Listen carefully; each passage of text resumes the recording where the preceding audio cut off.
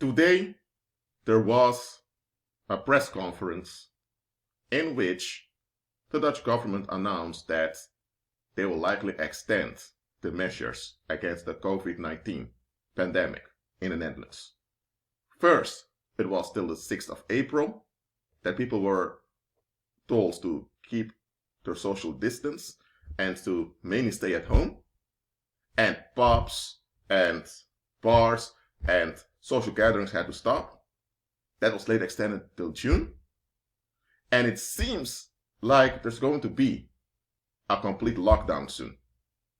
Now, this video is not to speculate about what might happen. It's likely that there will be a lockdown. But this video is not about the likelihood of a lockdown. It's to show you that a lockdown in the Netherlands will have very bad consequences on the population. People are already losing their minds because they can't operate in daily life anymore. Many have to stay home. Some lost their jobs. Some are about to lose their jobs soon. Some have businesses that are going bankrupt. So there are bad times and they're told to stay at home.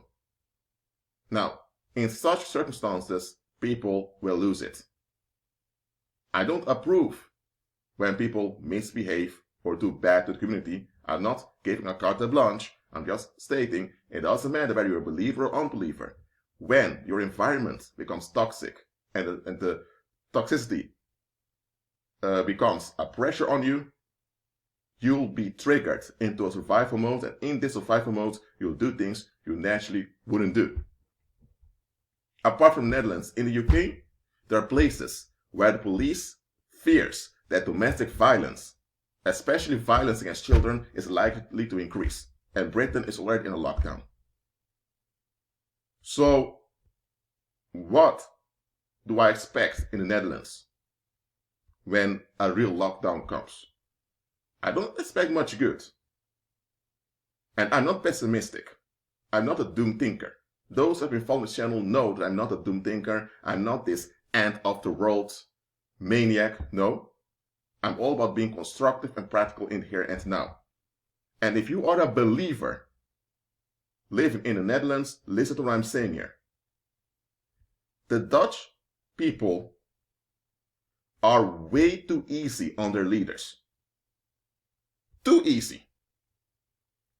Dutch people and Dutch society, they've allowed their government to slide away with way too much neglect.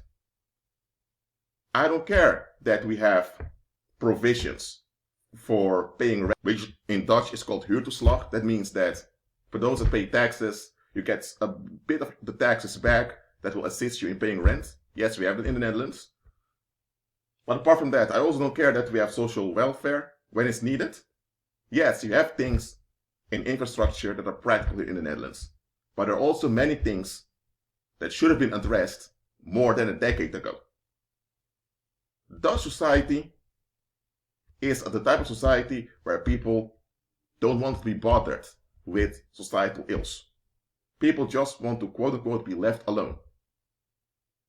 And in such a society where people have this toxic attitude where they don't want to face societal ills, they just want to avoid, and they feel entitled to avoid stuff, in such a society when people are forced to face difficulties, which will eventually happen during a lockdown, many will escalate. Many. So if you're a believer in the Netherlands, walk by faith, remain in prayer, and be practical with whatever the government decides. Remember, we serve Christ. He's the man. He's king. Not Willem-Alexander or William IV, who sits on the Dutch throne. Not Mark Rutte. Not any of those ministers. Christ is king. He's Lord of the earth. Yes, we have to be practical when we are dealing with worldly authorities, and we comply with them to the extent that they don't force us to go against Christ. Because Christ is the one who's sovereign, no one else. And with sovereign, I don't mean the right to kill. Because in the world, sovereign means you have the right to be narcissistic and kill and do whatever you want. And nobody has the right to challenge you. With sovereign, I mean he's the one who decides eventually.